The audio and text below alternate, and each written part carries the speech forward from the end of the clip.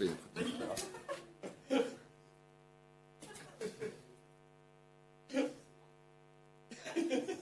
On va tomber là. Non, elle a décidé de pas la prendre, elle était pourrie. Oh, chiant ça.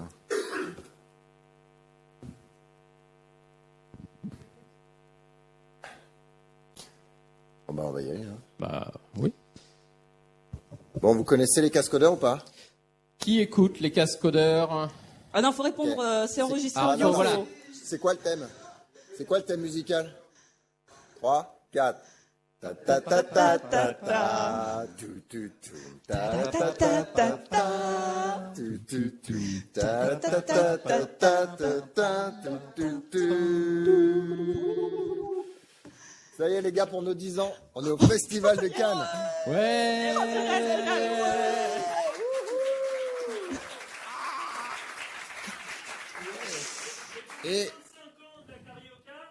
Et ouais. Et pour les 25 ans de la Carioca, ils ont pris une super star. Voilà. Ah, attendez, il y a peut-être un... C'est le festival des Cannes. Ah non, on est à Rivière-Adève en fait. C'est les cannes de... River Adève. C'est River Adève. C'est bossé ces slides, c'est bien. Rivera. C'est des slides Donc là, agiles. on fait du continuous delivery. Voilà. Ouais. Ça y est, c'est déjà en prod. Donc on est au Rivière-Adève en direct. C'est leurs 10 ans. Et c'est nos 10 ans aussi. Et donc c'était cool, on s'est un peu fait... on nous a dit vous venez, il n'y avait pas de questions à la fin. Donc voilà, on est venus. On est là. Et Rivière-Adève, donc c'est plutôt dans le sud que dans le nord. Et donc on voit des gens en short qui vont présenter des trucs techniques. Donc c'est le côté un peu classe. Alors on n'est pas tous là. Éponyme n'est pas là. Donc bisous à Vincent. Bisous éponyme. Et notre éponyme n'est pas là non plus. Voilà. Bon, ça Donc, c'est pas bisous plus à mal, ça Anthony. nous fait des vacances. C'est ça. Ça commence bien, paf. Donc je sais pas si vous nous aidez sur Patreon. En tout cas, merci à tous ceux qui nous aident sur Patreon et qui nous soutiennent. Donc nous c'est nos 10 ans, mais on a fait plein d'épisodes. Eux la Rivière-Adève, ils ont fait 4 éditions, c'est ça? Ils ont... Non, c'est pas ça. Il y en a qui râlent dans l'assemblée. En tout cas, Michel 8 éditions. Michel et Steph, si vous voulez monter, il y a une passation de pouvoir apparemment, un petit truc comme ça. Vous voulez en parler une ou deux? Ah bah maintenant. Ouais, Michel. Allez. Pour ceux qui écoutent l'épisode, après on va faire un Ask Me Anything, la suite en fait du Ask Me Anything qu'on n'avait pas fini à Devox France. Viens. Alors Michel est un peu plus timide, elle essaie de se mettre derrière la plante, mais en fait... Madame la patronne. Voilà. Peut-être en 1 minute tu vas expliquer, voilà, ce qui est fatigué, tout le monde est fatigué, vous voulez mettre du 109. Non, voilà, ce qu'on s'est dit, c'est que ça fait 10 ans qu'on fait ça, on a fait beaucoup de conférences, on a eu beaucoup de nouveaux volontaires qui sont venus ces dernières années, donc l'équipe s'est vraiment beaucoup agrandie, les responsabilités se sont un petit peu déportées. Depuis plusieurs années, Michel fait beaucoup de choses pour la conférence, ça se voit pas forcément parce que c'est toujours moi qui fais. Ah bah si, ça se voit sur le site web, ça se voit sérieusement. Ça se voit, voilà, ça se voit au niveau de la qualité, mais le crédit est pas forcément rendu à qui fait la tâche. Et avec Yanis, on s'est dit tout à fait d'un commun accord que ce serait bien de passer la main à la fois à quelqu'un de plus jeune, qui a plus d'énergie. Je vous conseille d'ailleurs, hein, si jamais vous, ce serait peut-être pas On mal lâche de- rien, on lâche de rien. penser à- voilà. Il y a un moment, faut faire de la place. Et en plus, on s'est dit, on a du bol parce que la personne qui s'occupe le plus de l'orga actuellement, c'est Michel. Bon, son mari aussi, il faut le dire. Mais on s'est dit, ce serait bien pour marquer le coup, être dans la modernité et dans ce qu'on essaye de faire aussi avec la keynote sur la diversité, la place aux femmes et tout. De partir sur quelqu'un à la fois de jeune et qui est une femme et qui se trouve qui fait un super boulot déjà pour la conf, qui a plein d'idées pour faire encore mieux l'an prochain et que finalement nous on sert plus à grand chose plutôt que de freiner et de dire oh là là c'est nouveau, c'est innovant, c'est dangereux. Ouais. Bon, et voilà. Et il faut Et admettre que donc après, maintenant, faut arrêter de parler en fait. tu vois, d'où ça. D'où ça. Et Michel, du coup, bah voilà, je sais pas si tu avais un petit mot. Est-ce que tu vas arrêter le à l'arrache, les démarrages un petit peu en retard? Non. Ouais, c'est la marque de fabrique en fait. C'est un peu notre marque de fabrique. Ouais. Moi, je suis plutôt une stressée, donc D'accord. c'est vrai que si on arrive à anticiper un petit peu plus, Ouais. ça aidera mon sommeil. Et... D'accord. Bon alors les billets sont ouverts la semaine d'avant. Bon, en tout cas, bravo à Michel et merci pour toute cette orgue. C'est vraiment super sympa d'être au Rivière à Dev et speaker et je pense les gens qui sont dans la salle. Donc merci à vous. Et il y a un truc qui nous a beaucoup marqué de ce que vous faites. Donc vous faites la conf, mais vous voulez faire toujours un petit peu plus, essayer de vous renouveler. Et vous avez quelque chose sur un projet pour pousser l'informatique auprès des écoles. Donc je sais pas si Sébi ou toi Oui, mais je peux en parler. Donc on a eu un gros débat sur Twitter autour des goodies et il y a beaucoup de gens qui nous disaient il faut arrêter de donner des goodies, on les prend, on les jette, on n'en a pas besoin, en plus c'est décadent, tout ça, on est déjà bien lotis. Donc on a cherché à faire quelque chose d'utile. J'avais mis une slide hier où je parlais du Ikigai, le concept japonais qui dit on essaye de faire quelque chose qui soit à la fois utile pour la société, qu'on sache faire, pour lequel on puisse être payé et qu'on adore faire. Et quand on arrive à trouver l'intersection de ça, en y réfléchissant pas très longtemps, en fait, on s'est dit plutôt que de faire dans le caritatif qui est pas vraiment de rapport avec la conférence, on va essayer de faire un truc qu'on avait déjà commencé chacun de notre côté avec ses billes dans les écoles, qui est d'aller dans les écoles et d'essayer d'enseigner le code aux enfants à l'école primaire, comme nous on l'a fait à l'époque du plan informatique dans les années 80, qui a disparu après. Et il se trouve que c'est revenu au programme scolaire maintenant l'informatique, sauf que les profs sont pas formés.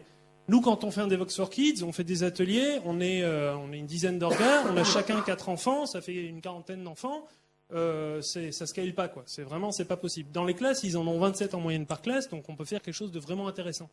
Et donc, ce qu'on a essayé de faire, on a contacté l'Éducation nationale au niveau local, on a trouvé les bonnes personnes, on a trouvé une technique qui marche vraiment pas mal avec des gens vraiment motivés, et on va faire une première journée de formation le 15 juin.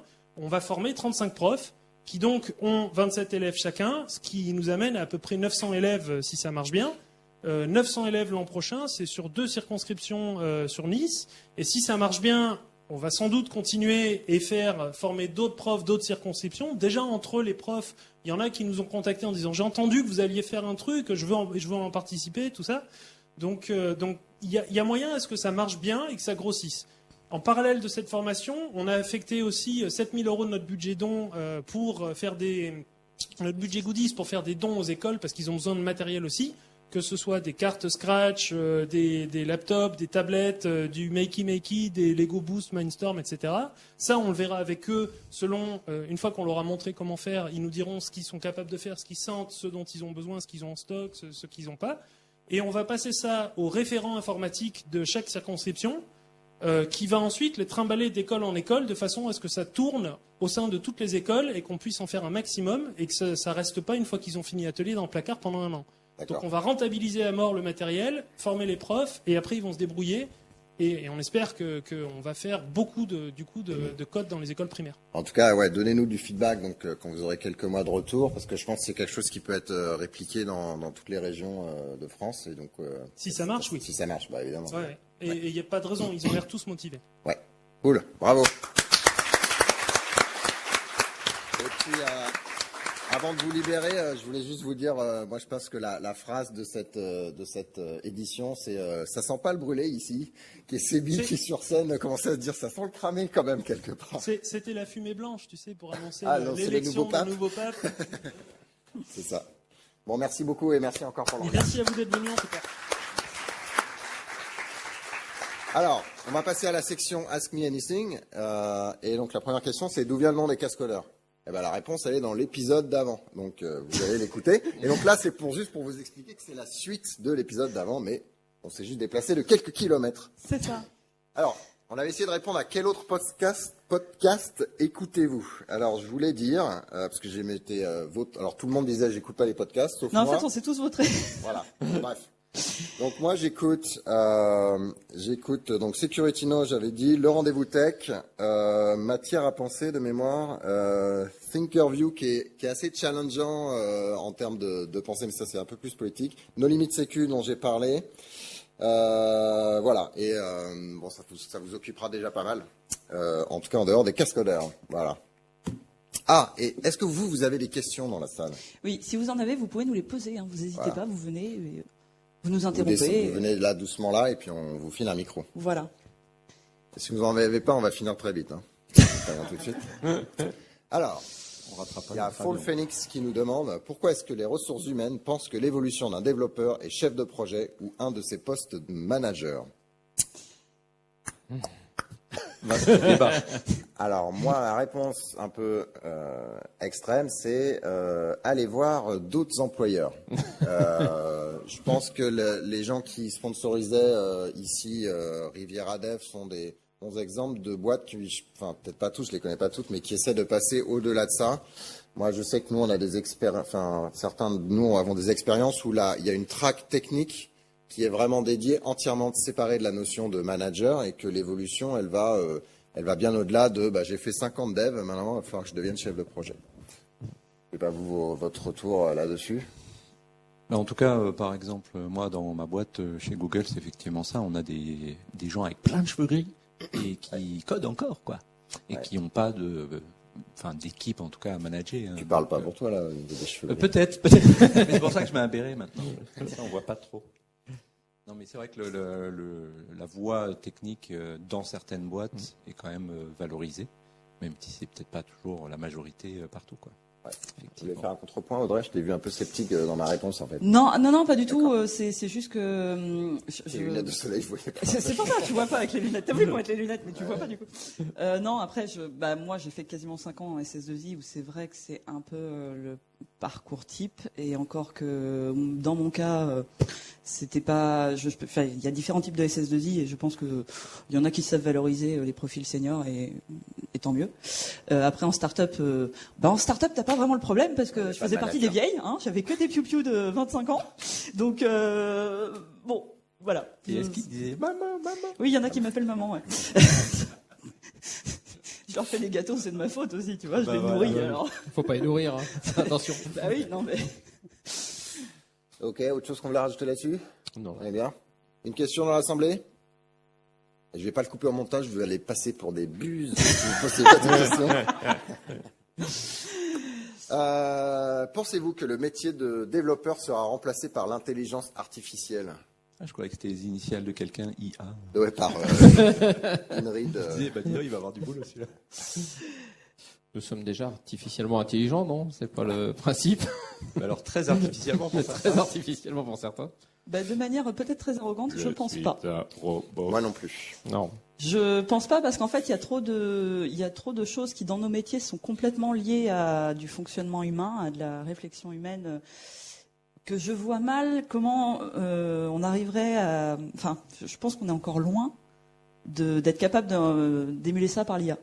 Mais si on enlevait mais c'est peut-être les complètement humains, ce arrogant. serait pas mieux? Ce serait plus facile à implémenter. Ah, alors moi, j'ai toujours dit, le code. plus de clients, plus de problème.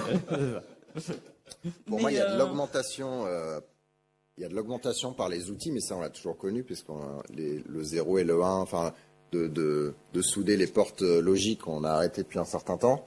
Mais ça c'est une évolution assez continue globalement, où on a des API de beaucoup plus haut niveau, des services de plus haut niveau, votre outillage, des choses qui permettent à des développeurs moins expérimentés de quand même sortir des choses.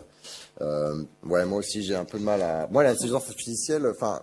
Je sais pas, quand on en entend parler dans le monde, on se dit oh là là, c'est tout magique, etc. Après, il faut regarder les échecs, les biais. Ouais. Quand tu regardes le cas des voitures autonomes, en fait, on en est loin d'avoir des voitures complètement autonomes. Enfin, il y a il y a un début de comportement, Elle va se faire mais le plein tout seul, tout ça. bah, on sait qu'on n'est pas encore capable de le faire correctement à fond, etc. Donc, voilà. Donc c'est peut-être très arrogant. Hein. On va rigoler si dans 20 ans, il y a des robots qui tombent dans cette vidéo. Ah, les vous vous nazes. rappelez, il y a 20 ans, dans les Je sais pas. cascodeurs, vous aviez dit que...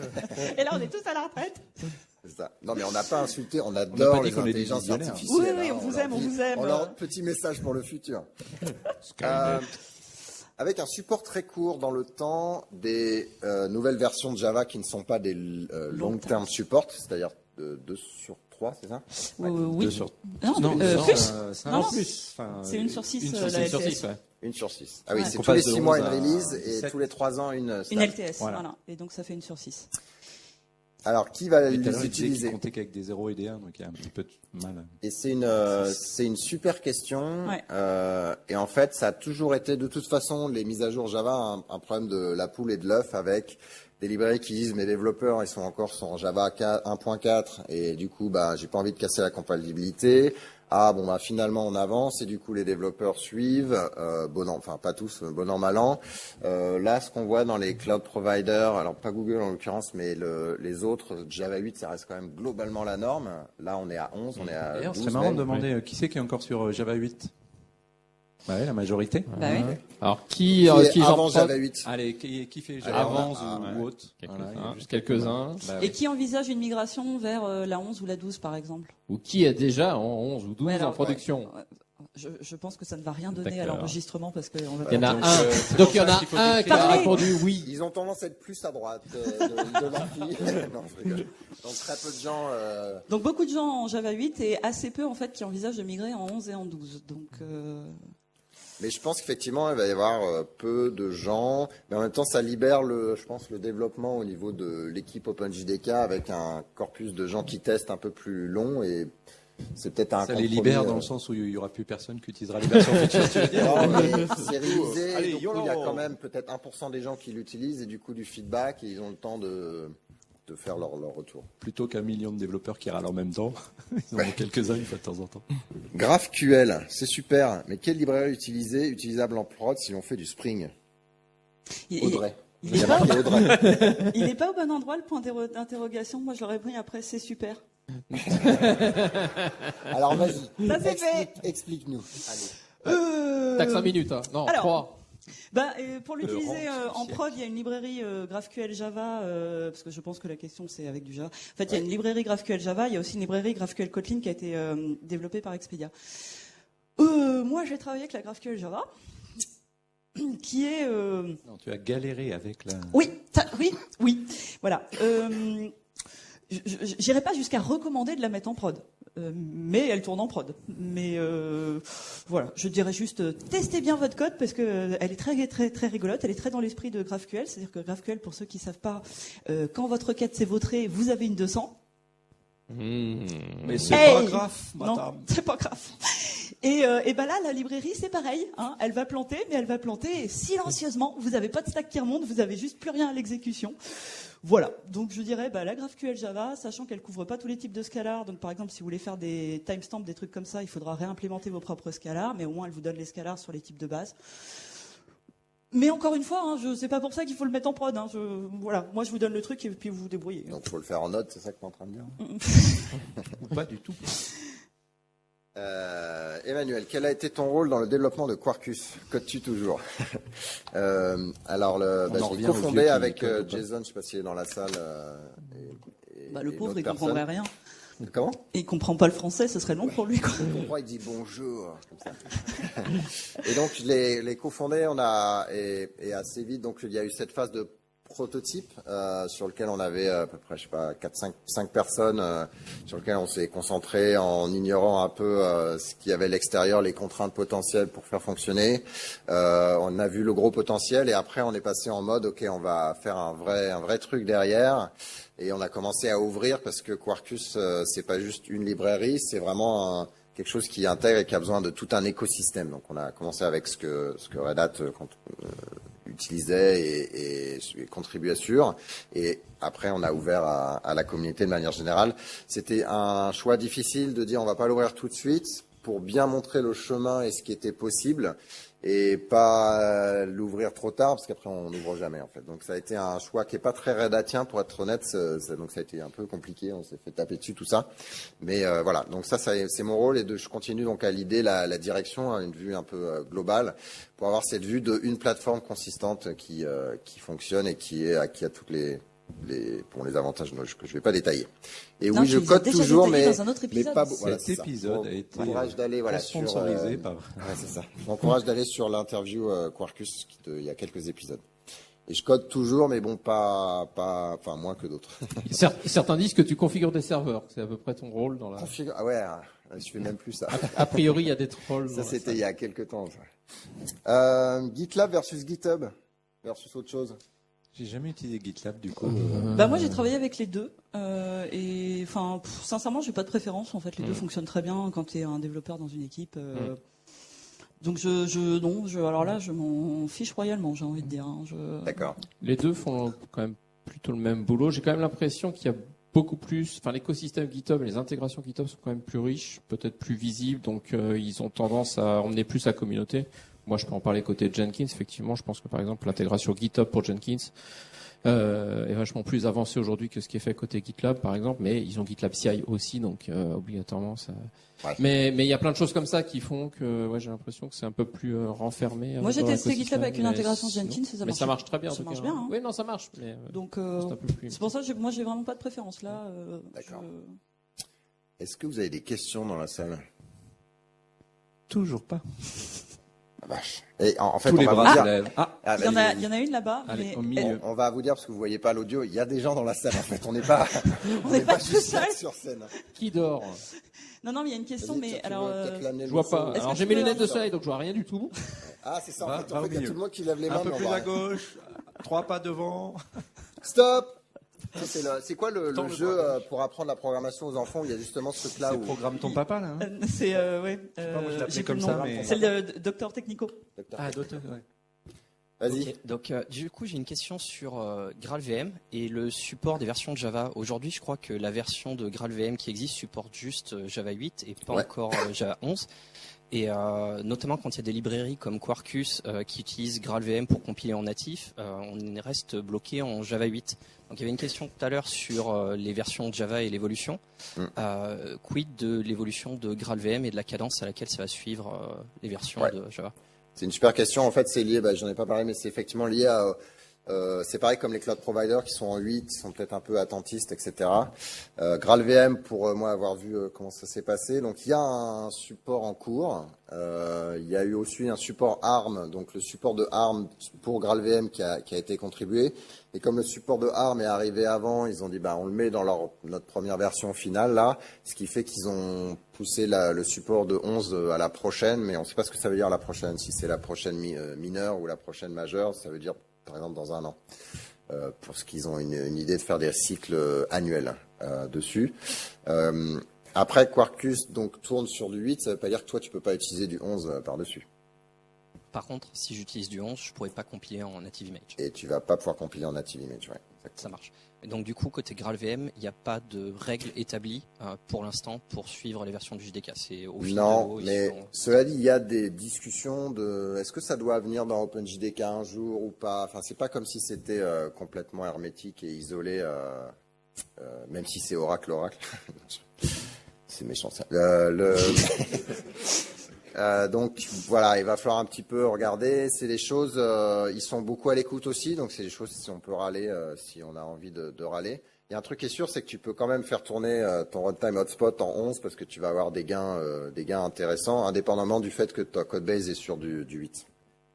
Mais ça a toujours été le cas, mais juste faut quand même le rappeler. Ok. Une autre question J'ai une autre peut-être? question éventuellement si personne. Ouais, vas-y. Concernant Micronaut et les autres frameworks qui essaient de fournir des runtime Java extrêmement rapides, est-ce qu'il y a une synergie qui se met en place sur ces frameworks pour la partie compilation vers un native image, donc une sorte de combinaison de projets pour l'utilisation de GraalVM, et est-ce que vous pouvez travailler à quelque chose pour aller plus vite dans cette direction tous ensemble? Ouais. Franchement, les gars, montez une fondation, hein. C'est la mode. La Native Foundation. Ouais. Alors, on a eu des départs un petit peu chauds, mais donc on a réussi à se parler tout ça. Ça fait un peu le vieux couple. Je pense que ça va venir vers quelque chose comme ça. Pour nous, Quarkus par exemple, il y a un petit peu plusieurs niveaux, mais le niveau bas, c'est pas incompatible à dire on en fait quelque chose qu'on donne dans une fondation pour qu'il y ait un peu une synergie de l'écosystème. Il y a aussi GraalVM qui a alors à notre sens trop limité, mais des métadonnées qui permettent de définir statiquement la liste des classes sur lesquelles tu veux faire de la réflexion, etc. Que tu peux embarquer dans le méta-inf et qui est en fait, c'est en gros une copie de la native image, enfin, de l'exécution, c'est un sous-ensemble que tu mets. Nous, on estime que ça va pas être suffisant, mais bon, il y a déjà des efforts pour dire on va essayer de construire un écosystème. Aujourd'hui, ça reste quand même super jeune, donc on va se laisser peut-être un petit peu le temps d'explorer chacun avant de converger, mais je pense qu'il y aura quelque chose. Ce qui est sûr, c'est que, comme disait Graham sur un de ses tweets, c'est que l'avenir, ce sera effectivement le build time et la compilation ahead of time pour l'univers Java. Voilà, ça c'est sûr. Bon, et on le voit pas. J'ai habilement pas vraiment répondu à ta question. La réponse est qu'on ne sait pas, mais il n'y a pas de. Je pense que ça serait une bonne idée. Même quand tu sais pas, t'arrives à faire des longues réponses quand même. Ouais, ça veut dire. Et on compte parce qu'on a eu 2 questions. Mais là, en fait, il a perdu ses 2 questions de la suite. Tu vois, il avait 2 questions après. C'est fichu. Est-ce qu'il y a une autre question dans la salle? Ouais. On a une par là. Là, avance. 3 pas. Il va falloir que je cours en plus, c'est ça. Traverser la salle. Parce que là, alors, dans certaines conférences, ce sont les gilets rouges qui se déplacent avec les micros. Je vais me là, c'est les gilets blancs et oreillers bleus. Ah ouais, c'est ça. Je rebondis sur ce qu'il y a sur le slide. Les deux font des pull requests et du coup, Gerrit qui lui fait un par commit, VS, ceux qui font des pull requests. Ouais, alors, on avait eu une interview, Gerrit, justement, qui expliquait ce truc-là. Je vous encourage à aller dessus. Moi, c'est un modèle qui me choque, mais c'est peut-être juste par absence d'habitude qu'autre chose. Après, je sais que Sébastien Douche voulait faire un peu un redétail pour expliquer plus fondamentalement Gerrit, et puis on s'est jamais recontacté, donc je pense qu'il y aura peut-être un follow-up au niveau interview. Je sais pas, moi, l'idée de smasher toute ta fonctionnalité en un seul truc, je préfère voir l'historique de la fonctionnalité, etc., etc. Donc c'est un modèle qui me convient un peu moins, mais voilà, j'ai pas vraiment de pro ou négatif personnel. Je vais m'abstenir, je vais faire une vanne, donc vas-y. Non mais je vais être méchant. Tu t'appelles les vannes et là. Non, mais disons que en fait, le coup de tout squasher en un commit, ça peut être bien quand t'as des personnes qui savent pas vraiment utiliser Git. Ah. Parce que j'ai vu des historiques pourris, si tu veux, 57 commits, et ça fait mal. Donc. Oups, 2. C'est surtout pour les longs pierres qui font 40 000 lignes et t'es là, par où commencer, comment ça. Ouais, c'est ça. En fait, quand t'as une pierre d'une fonctionnalité avancée, c'est genre. Ça te surcharge un petit peu et tu dis j'y arriverai jamais. Du coup, tu la remets à la semaine d'après et du coup, la pull request, elle met des semaines à être migrée. Tandis que quand tu as un chemin, c'est quand même un peu plus simple. Moi, c'est surtout que comme toi, j'aime bien voir l'évolution de l'apparition de la feature en fait. Donc, mais à condition que ça reste synthétique quand même. Et je sais plus où j'avais vu ça, mais j'avais trouvé ça intéressant. C'était looks good to me à la fin, les stats sur les pierres. Et en fait, tu avais plus de looks good to me, des +1, quand les pierres étaient très très gros, parce que justement, tu n'as pas le courage en fait d'aller dedans et tu te dis, ça doit être bon. Alors, pour les tout petits pierres sur des tout petits commits, et ben là, oui, mais là, pourquoi tu as mis un point? Voilà, c'est ça, exactement. Donc, après. C'est difficile. En fait, il y a un aspect une espèce de dissonance cognitive, parce que toi, tu as bossé 1 semaine et demie sur ton truc, tu lances ce gros pavé. Et la personne, pour rentrer dedans, elle va commencer par les détails. Elle va dire, tiens, t'as une tabulation en trop, machin, un truc. Et là, tu dis, attends, ça fait 1 semaine et demie que je bosse jour et nuit dessus, et toi, t'es en train de me dire des détails, je m'en fous. Et du coup, c'est difficile parce que il faut du temps pour rentrer dans du code. La pull request qui arrive comme ça, comme une fleur, avec 1 semaine ou des semaines de travail, c'est dur, c'est long à digérer, en fait. Les poules. Non. Vas-y, quand tu travailles sur ta blague. Non, mais comme il y avait un atelier sur le barbecue, qui fait une poule. Les poules roasted. Ouais. J'ai une autre question dans la salle. Ouais. Alors, on a pas mal parlé des jeunes et de comment apprendre aux enfants à programmer, et les vieux, parce que nous, on est tous en train de devenir vieux. Et, parle pour toi. Ouais, surtout moi, ouais.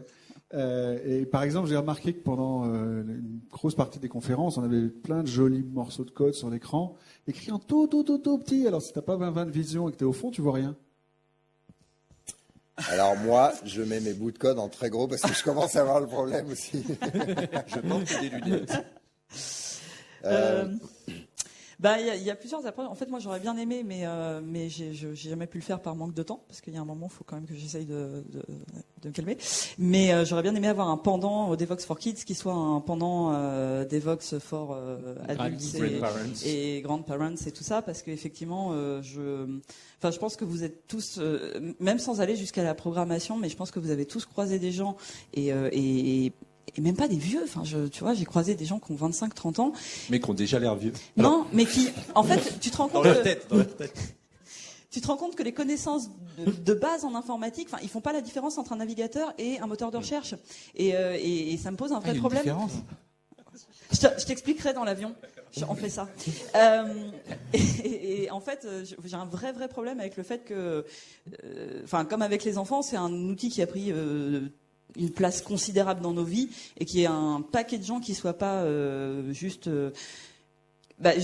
familiers avec les notions de base. Et effectivement, je pense qu'il y aurait beaucoup de choses à faire et à leur apprendre aussi à coder au moins un minimum, leur permettre de comprendre mieux tout ce qui va dire. Genre un truc bête, mais quand tu écoutes certaines chroniques à la radio, des fois il y a des chroniques qui sont sur France Inter par exemple, qui vont tacler les métiers de l'IT et les GAFAM et les machins, et les chroniques sont pas hyper pertinentes parce qu'en fait il y a un manque de connaissances derrière de comment ça fonctionne en vrai. C'est un peu comme nos hommes politiques à l'Assemblée, tout ça, qui font des lois sur des sujets qu'ils connaissent pas. C'est pas un peu pareil? Sauf que... Ah oui, les cookies, ça c'est un bon exemple. Le classeur, les cookies, c'est voilà. Des super exemples. Hein.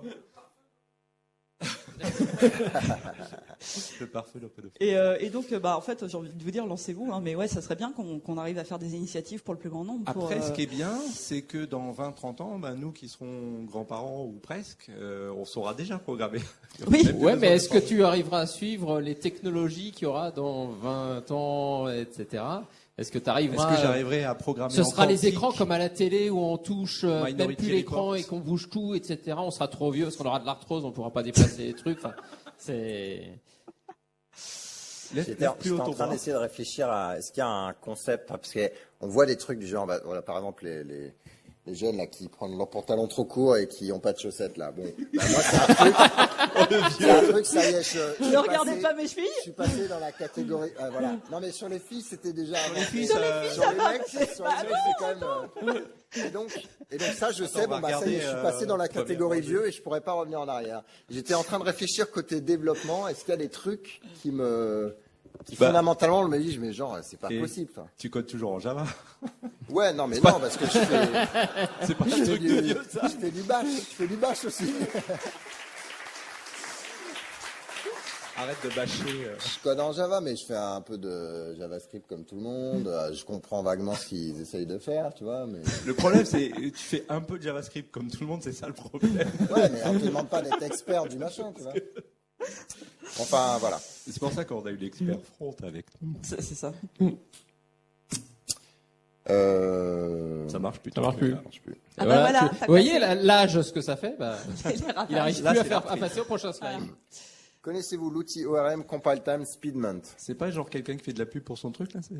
Probablement. En l'occurrence, je connais pas. Donc voilà. Non. Moi non plus.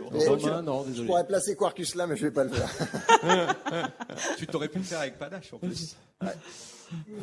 Oh. Et il est pas payé. Hein. Pas encore. Ah, tiens, d'ailleurs, il y a beaucoup de gens qui sont venus nous voir individuellement pour nous remercier pour le travail sur les cascodeurs, donner du feedback sur la loi, orientation, méthode et société, etc.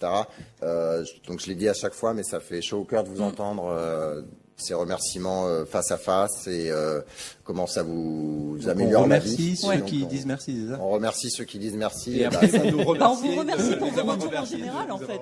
Non, c'est pour les retours en général, parce que c'est important pour nous. Enfin, des fois, Pour s'améliorer. on sait pas toujours si on est en train de vous enquiquiner, en fait, à raconter notre vie, machin, ou quoi.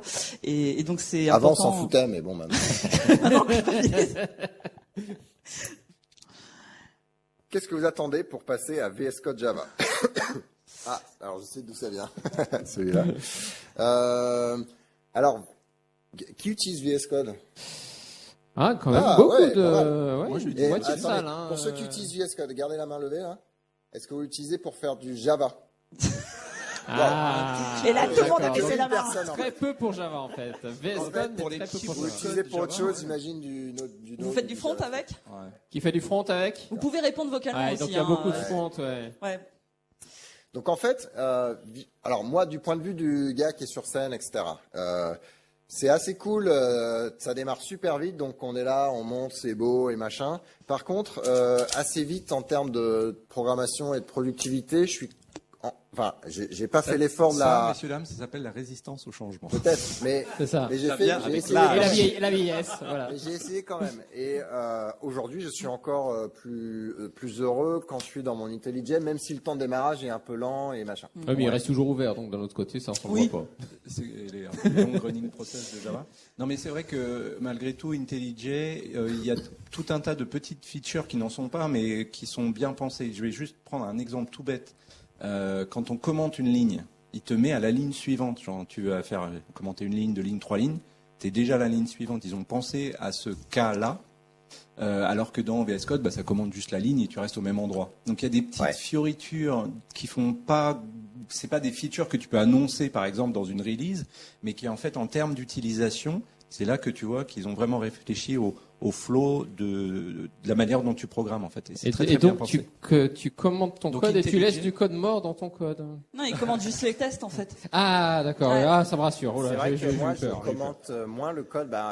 Comme tu le vires dans le commit, tu dis je peux toujours le retrouver. Donc c'est vrai que j'ai tendance à ne plus, à faire beaucoup moins de commentaires dans le code. Enfin, en tout cas, Moi, en Java. j'adore Parce que les dans les autres commentaires. langages, je le garde au cas où. Machin. Cela dit, point de vue de l'éditeur, je pense qu'il y a quand même pas mal d'éditeurs qui vont faire des extensions VS Code. Ça commence à devenir un standard, Ouais. que ce soit pour VS Code, Tché qui a du support, etc., etc. Donc, si vous voulez aussi des extensions et des outils derrière, je pense que l'avenir il est moins Eclipse classique et IntelliJ classique et plus VS Code en termes d'écosystème. Quelle est votre entreprise préférée de notre industrie en dehors des employeurs des cascodeurs et pourquoi?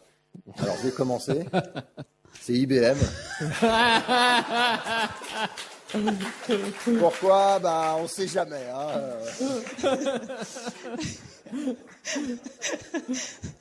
Bon, alors moi j'enchaîne.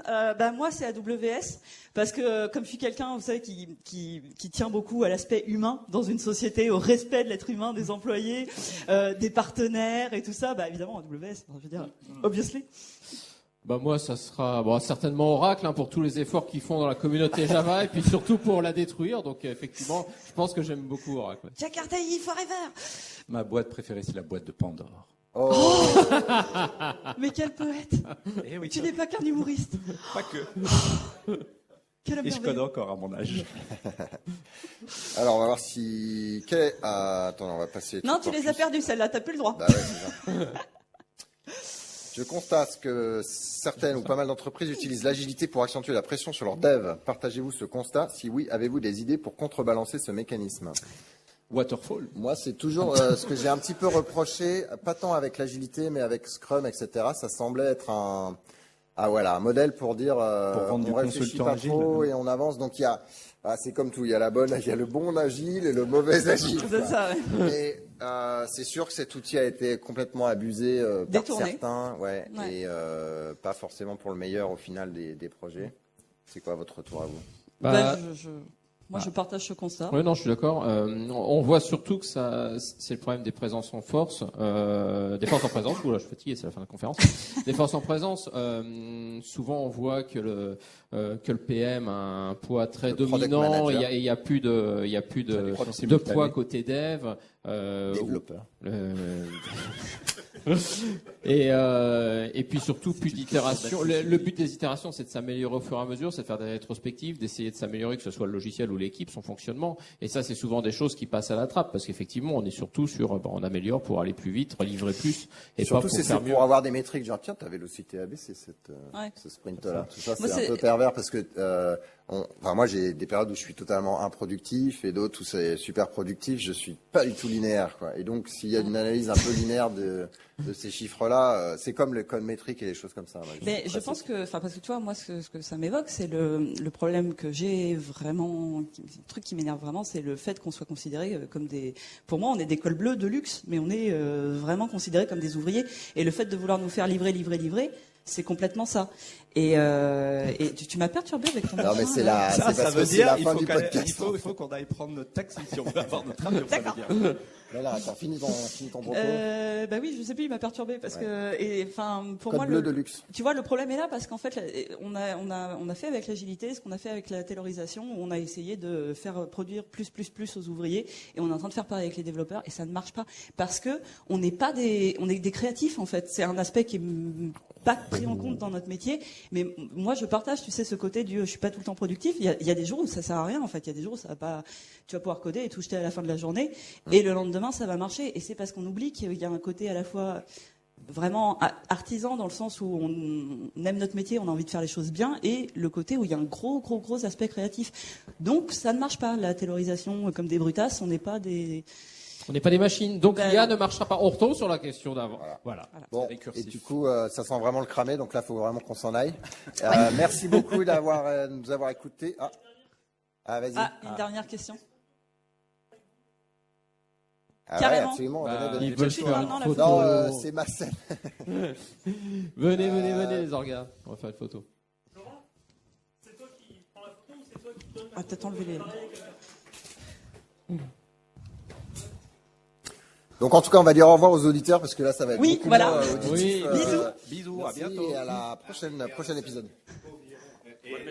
Vas-y, mets-le devant. Les petits lycées dans Red SD, ça va bientôt couper. Ça va trop vite. Mais non, mais t'as rien compris. Il est où le photographe? Non, t'as les cheveux. T'es devant.